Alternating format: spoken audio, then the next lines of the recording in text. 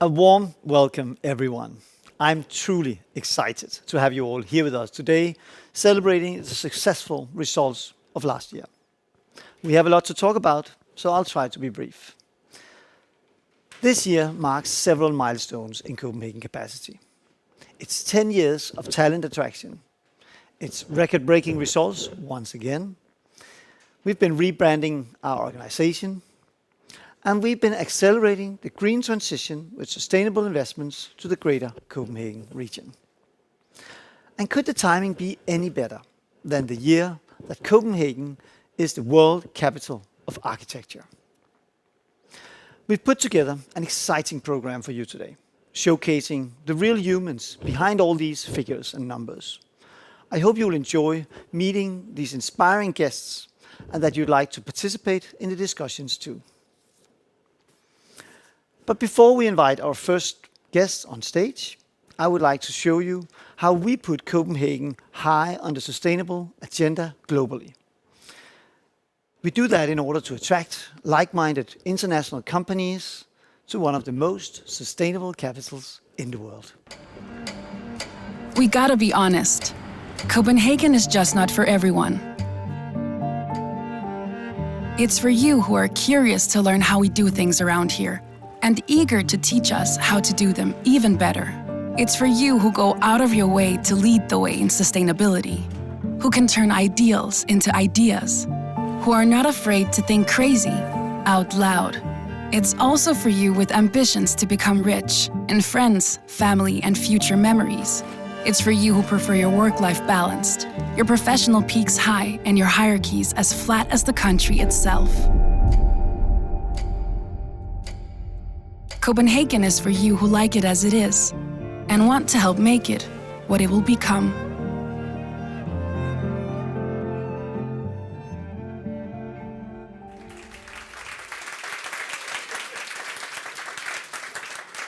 Thank you to great marketing people. And now I would like to welcome Lena Nafe on stage. Lena is part of the leading team at Werner Sobek, a German business that we helped settle in Denmark last year. And it's not just any German business. The man behind the company and the name, Mr. Werner Sobek himself, is a worldwide known architect and structural engineer, well known for his environmentally sustainable designs.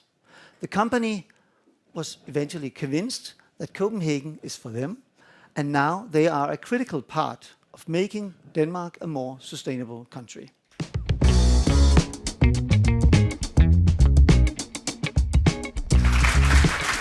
Welcome, Lena. Thank you. Welcome, Lena, on stage. Thank you for coming. Lena, Werner Sobek, you're very famous for all this expertise in combining architecture and engineering. I even hear you talk about the term archineering. How do you use these two concepts in creating sustainable buildings? Yeah, architecture and engineering, they go very, very closely together. And I think this term really makes it clear that they're highly interconnected and we have to think them through. I think one of the examples I can give is passive design strategies that we use. So here the architects and the engineers really have to speak the same language, understand each other's field, and the passive design strategies, they can help reduce energy consumption in the buildings, for example, and they involve natural ventilation, they involve daylighting, they involve the size of the windows and so on. So here the aesthetic exactly and that the light function. is important in that, that term. Yes, well, in terms of energy, it's important because there's solar intake and heat intake into the buildings, but I also focus a lot on well-being and health of the people who live inside the building. So their light is a very important factor in steering our night and day rhythm. And so sustainability is not just climate, it's also people's well-being. Exactly, yeah. Very good. Initially, when you when all of you good people in Werner Sobek came in contact with us, Denmark was not on your list of countries to locate. What made you change your mind? Well, you guys, for once. Maybe more the arguments. I mean, Denmark and Scandinavia has been known for being a front runner in sustainability. I think everyone here probably knows that and is also very proud of that. And in Werner Sobek, we come also from this sort of foundation of sustainability. Back then, when Werner Sobek himself started a company, he came from the area of lightweight structures, material reduction, and material efficiency within structures of buildings. So we just when you basically showed us the landscape in Denmark of architects and engineers, we realized how well we actually fit together in that sense. So that is one part of it, and the other part is that we have had a lot of projects with Danish architects in Germany. Germany is an important market for Denmark, so we also wanted to be closer physically to the partners we have in Denmark, and thus decided to open an office here last year. And how's the business then doing so far? It's going well, I would say. We recently won a competition, and together with an architect and Danish one, also got commissioned for a project. So we're looking to expand. Congratulations. Thank you. Looking for a structural engineer. So if there's if a structural anyone knows somewhere, someone. yes. Good to know. Yes. And Lena, but then how about you? You, as I understand, you've been living in Copenhagen for 3.5 years. You actually came Three here. and a half, yeah. You actually came here as a student. Yes. So one of these famous international students. Yes. Before joining Werner Sobek. So how has your personal experience as an international in Denmark been so far? It's been very good. I'm still here. That speaks for itself. No, I think especially Copenhagen is very welcoming for internationals. Very international. There's a huge expat community. Everybody speaks perfect English, basically. There's, I mean, a great lifestyle and level of well-being in Copenhagen. So. Or in Denmark in general, so I think it's been really good. Sounds really good. Then I have to ask you the golden question: is it easy to make friends, Danish friends? The more you know the culture and the more you know the language, of course, the easier it gets. I would say, yeah. But not easy. It's a challenge. It's a challenge. I think we still have a way to go there. Yeah. Maybe we should all make this an opportunity for all the Danes in the room to maybe reach out to some of the foreigners and try to make new friends, even though we're not used to that always. Let me see if there's any questions from the audience here to Lena. There is. What do you think is the next big thing in archineering? Ooh, that is a that is a tough one. Didn't say it would be easy. No, that's true. I mean, generally the big task we have right now is moving from a very relative sustainability approach. If you not just look at archineering, but also at sustainability within archineering, that we have been measuring sustainability relatively to what has been there before, but we have not achieved to put it in an absolute scale that much, which we have to in order to solve or mitigate the climate change and the climate crisis. So I think this is something that we've been working on, and everyone in the industry is, and that will be following us the next years. Sounds like a good challenge. Thank you very much. I think we're really lucky to have international talents like you and your colleagues also here and assist us with the green transition. So thank you very much for coming today. Thank you. Thanks very much.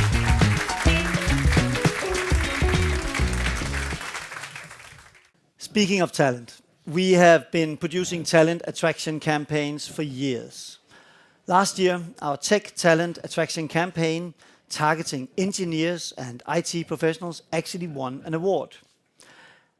And it's not one of those awards that are up for sale, you know, the ones that you can buy yourself into. It's actually the City Nation Place Award that for best communication strategy in economic development. It was awarded by an independent jury for this campaign. This campaign is developed very much with the target audience in mind. So it's speaking to the engineers and comparing the Danish society with a well-functioning machine. A machine that needs key components, like the talent itself. So I guess we might as well just show it to you all. Life is like a machine. Every component is dependent on the others. Society is also like a machine. Every member is important to keep it running. Denmark is a high-functioning and smooth machine. We maintain the machine by allowing ourselves to recharge. And by generating and improving ideas, We keep the wheels spinning. But sometimes, a few parts are missing. That's why we want you to help us out. To take apart the puzzle, and bring it back together. Reconfigure and sustain the Danish machine. explore your future here and help create the solutions of tomorrow. We'll make sure it works for you. As it does For us.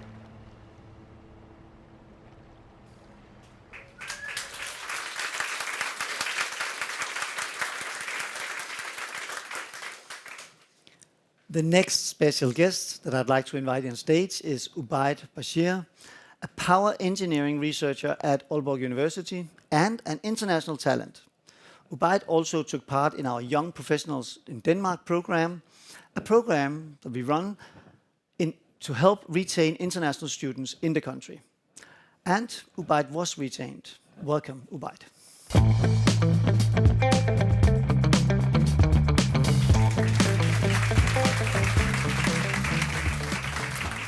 Great to see you. Yeah, please. Thank you for joining us on stage, Ubaid. And for all of you, a fun fact about Ubaid is that you actually participated in one of our campaigns, and actually one of the campaigns that did really well on social media. So it's good to hear. So your accounts wasn't overrun afterwards. Yeah, but I would like to start by saying thanks for having me here. You're welcome. I understand in the beginning, Denmark wasn't the first country in your mind when you considered studying abroad. So how did you hear about Denmark and what convinced you to come studying here? Yeah, so when I did my bachelor, I did an internship, and my project was about solar PV system, about the sustainable sources of energy. And I was considering the masters in the same field, and the key component of the sustainable energy is power electronics. And I was considering going to the US, Canada, like all the possibilities, Germany. But then when I looked in my field, the best researchers were from Aalborg University. And then you thought, where is Aalborg? Exactly. And then, of course, I looked into Denmark as a country, and other researchers like Frø is like the big name, and Puya and others. So I looked into Denmark, and I was like, actually, it's not bad at all. So, let's say GDP per capita, happiness index, other things, they were just icing on top of the cake, but the cake was Aalborg University. So. Great. But finding a job after then graduating, that can be really, really challenging. And we know that from experience working with a lot of international students. But how was it for you to find a job? Well, if I talk about finding a job, in general, it's a bit difficult. Like my friends tell me, it's like 6 to 8 months average. I mean, I don't know how accurate that is, but it can be a bit tricky. But for me, it was, let's say, not that difficult. And I think YPD played a big role in that. I was going to events, I was learning about how to make a CV, how to present myself, what do the Danish employers look for. Like, for example, in the CV, there's a specific section which is asked in Denmark called About Me. some small things like these.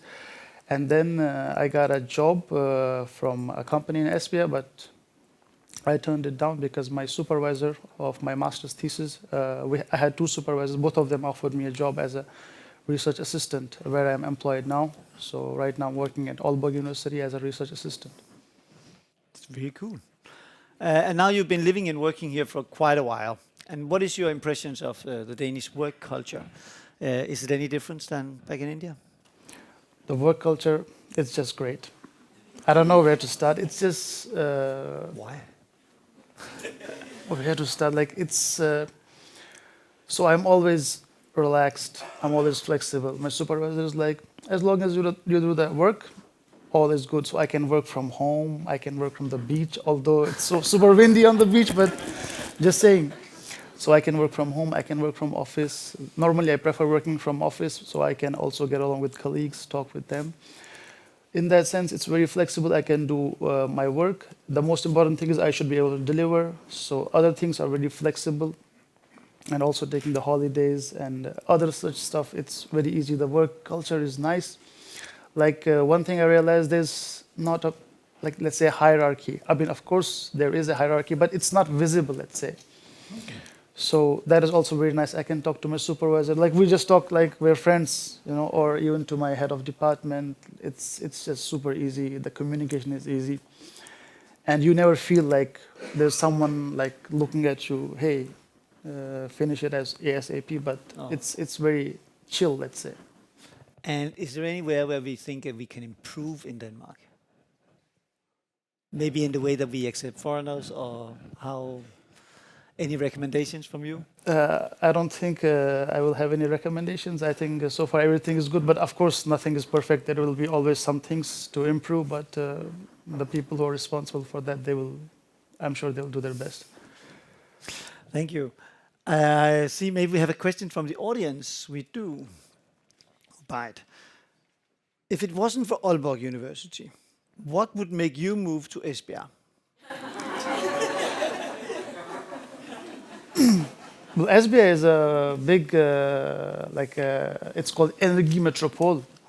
So there's a lot of industries there. Yeah. So I think that could also be one possibility. It's a calm place. I like the nature there. It's full of the forest, and I just go on the walks. And we also have a beach, but it's super windy, so...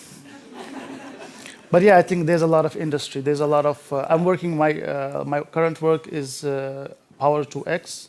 So what we try to do, we try to take the wind energy from the wind turbines and try to convert it to green hydrogen. And this thing is pretty big in Asbjørn. And other industries, oil and gas. So I think there are plenty of other reasons to go to Asbjørn. Of course there are. And it's a booming sector, so I think you won't be unemployed for a long time. But I understand that your contract is actually running out. And that you might be also open for new jobs. And maybe Copenhagen could also be in your interest. So if there's anyone in the audience looking for a power electronic engineer, so Ubaid is here. But thank you very much for coming.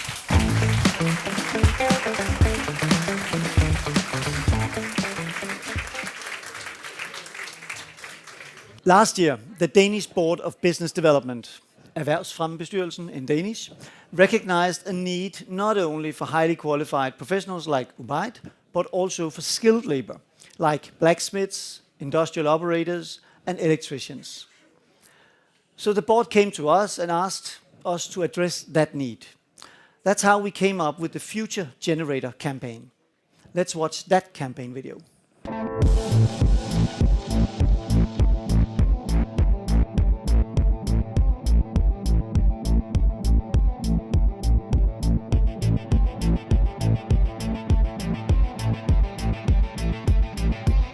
Denmark has many opportunities for those workers who are working physically.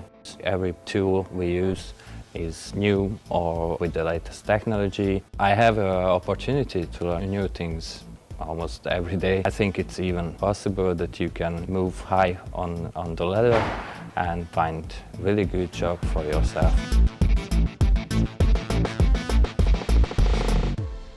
Working conditions in Denmark are fantastic. The way that the bosses, the supervisors speak to you is fantastic.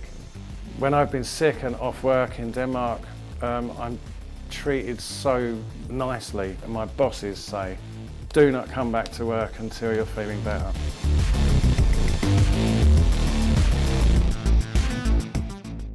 In Denmark, I work 37 hours per week, and so I have much more time for my family, for maybe extra education and my hobbies. Yes, we're paying high taxes, but for these taxes we get a lot of advantages and possibilities like healthcare, like schools. We are happy here.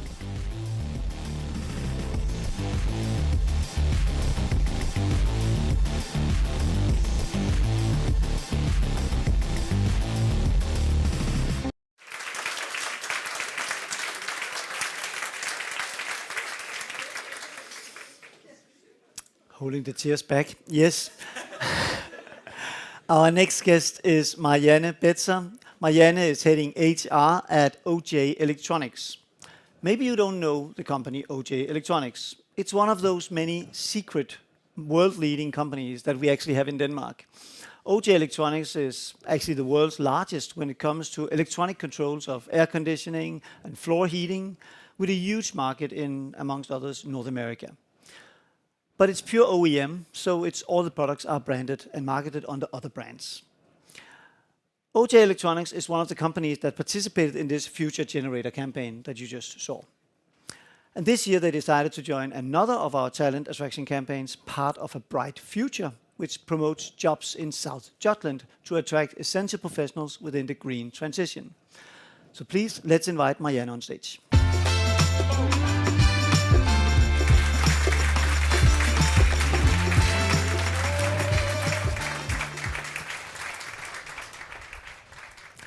First of all, thank you very much, Marianne, for joining our talent attraction campaigns. We are really happy to work with you and your So colleagues. are we. Thank you.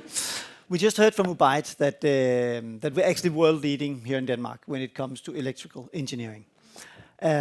So why are you looking for these competencies abroad? And why not just use the talent we have here in Denmark? Because we have a shortage of them here in Denmark. So we have to attract, especially because we're using very specialized competences within embedded software engineering, architecture, power engineering. So you're welcome to come and join us. And they're really hard to get. There's a shortage of them. So we decided to join the campaign in order to attract some talent, because it's really limiting us in fulfilling our strategies and our goals when we can't get enough people. Of course. But throughout the year, we hear about stories about that when you actually get an international talent, there's also a lot of hurdles in hiring them, in particular when it comes to the waiting times in the authorities like SIRI, Styrelsen for International Rekruttering and Integration. Maybe you can tell us a little bit about your experience with this and how you think we should solve it. Yes. Well, we have two different experiences, really, because when we hire internationals straight from university, when they've studied here for the master's degree, we have no problem. It just goes smoothly through Syria, no problem. But when we attract people from, for instance, Brazil, like the last guy we hired, we had great obstacles. They were questioning, even though that we were exceeding the pay scheme limit comfortably, they still questioned whether we were underpaying him or not, and that dragged out the process for 5 months. So we had to wait that extra time. And this guy in Brazil, this young guy waiting to go to Denmark, was sitting on his suitcases just waiting to go. And it was a horrendous process for everyone. And we couldn't get any answers from Syria why this was dragged on, because in fact we were definitely not underpaying him. No. Did he arrive in Denmark? He did, yes. He arrived on 15th of January this year. And he's doing okay. He's doing well. He's fantastic. He's really great. Happy to hear that. And I also know that they have got a lot more colleagues at Syria now. I hope that they also speed up that process. Yes, let's hope. You've partnered with us in 3 campaigns that we've run lately. So why did you decide to join the talent attraction campaigns and not just advertise yourself for international talents? Well, the big advantage of joining your campaigns is that it's distributed broadly all over the place. So instead of us having to spend time on figuring out where do you advertise in Brazil and Venezuela and blah, blah, blah, then you just go and make campaigns online, social media, etc. So it's a lot easier for us. And when we get the candidates, they're pre-screened, so we know that they in fact match the job description, which makes it easier for us. And it's really great material. It's well represented, CVs, application, even a personal video. So it's easy. You have a really good foundation for interviewing these people and hiring them. Fantastic. It is. It is. We're happy with it. Can't we do any better? Well, you can always improve the screening process, but it is actually really good. Yes. Thank you so much. You're welcome. Nice words. I believe we maybe got a question from the audience as well, from Marianne. Thank you so much. Marianne, what do you as a company do to ensure that international mix with the Danish team? Well, we have a lot of internationals as it is. 20% of our workforce, and we're 200 people in Sønderborg, are internationals. So we have this culture of integrating internationals. They all say it's no big problem because everyone speaks English anyway, and they're just integrated. And all the youngsters, the engineers, they meet up within the workplace, but also outside workplace, and we have Danish lessons for them. They go there together, and so socially, they're really integrated fairly quickly, I should say, and they enjoy the community around there. Plus, we have a great municipality down in Sønderborg as well. I want to thank them because they have a great setup for integrating people and also socially amongst other newcomers to the city. So it's really important with this collaboration between the definitely municipality and the yes, private because otherwise they come and then they're leaving again within a year or two if they're not integrated Both properly. Parties need to contribute, yes. Yes. Thank you. That sounds really, really nice. Thanks a lot, Marianne, and thank you for coming from Sønderborg all over here. Well, you're welcome. Thank you for having me.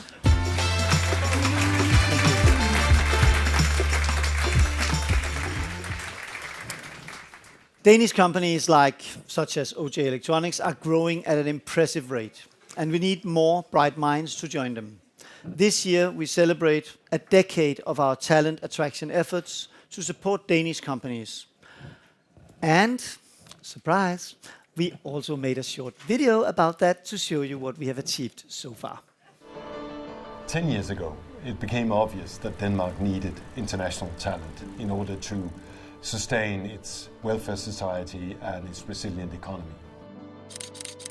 But at the time, a lot of different agencies and organizations were working separately on achieving that goal. And that's why we allowed ourselves to take the lead and get them to collaborate in order to achieve that. And one of the very first programs we did was the Young Professionals in Denmark, where we assisted the international students in Denmark to get a foothold on the Danish labor market.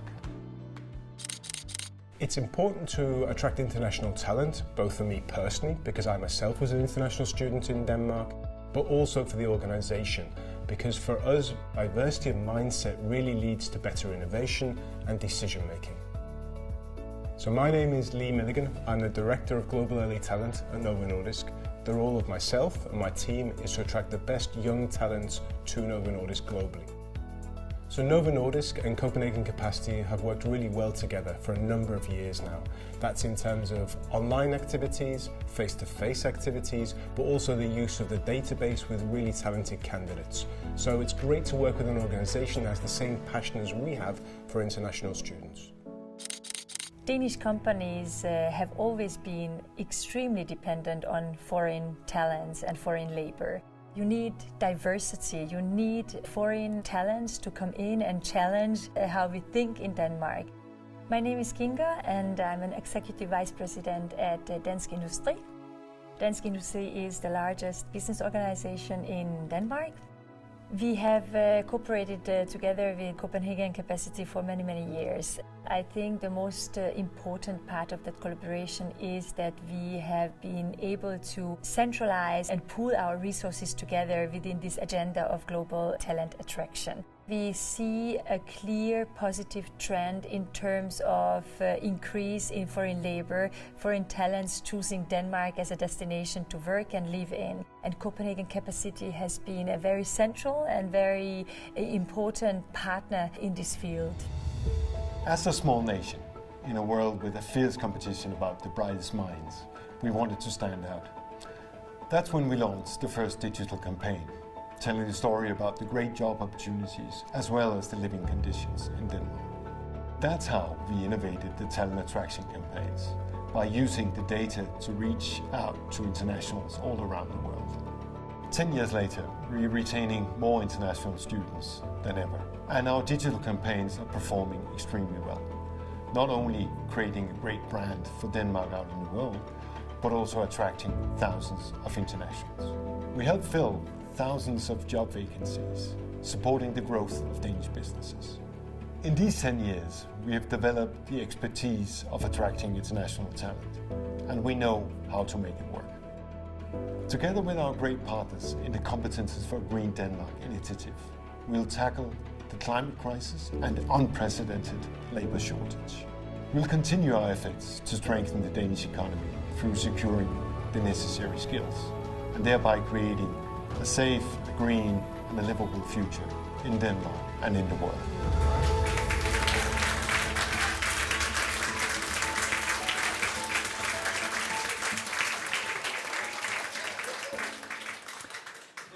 I would like to thank our special guests of today and all of you for sending your questions. As we wrap up the talk show and before we start the mingling and the networking, I'm thrilled to announce that we have actually surpassed last year's record-breaking results in Copenhagen Capacity. Even during a period with high inflation, rising energy prices, a volatile market and war in Europe. We couldn't have done it without our extraordinary employees that kept pushing the boundaries. And I would also like to give a special and cool thank to our sponsor, Nordic Gelato Factory. And Heidi is down here. We actually had the pleasure of assisting Heidi in establishing her company here. So this is also an international success in Denmark and providing these delicious vegan ice cream. And I hope you all had a way to go to taste it. And of course, we'd also like to thank our close partners. Many of them are here also tonight, but of course, working closely with all of these different partners, and especially also Invest in Denmark and the city of Copenhagen. And now, we'd like to show a brief video with our results.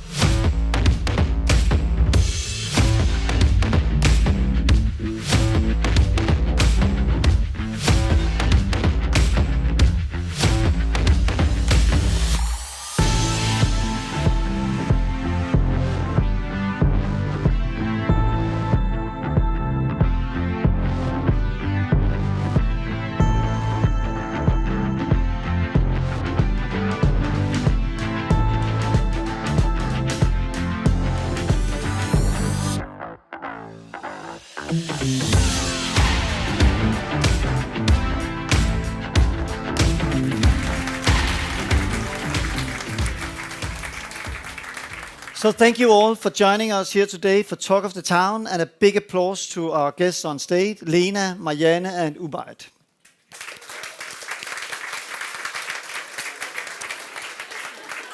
Now I'd like you all to grab a drink, mingle, network. We've invited lots of really great people, so I'm pretty sure you'll have a blast.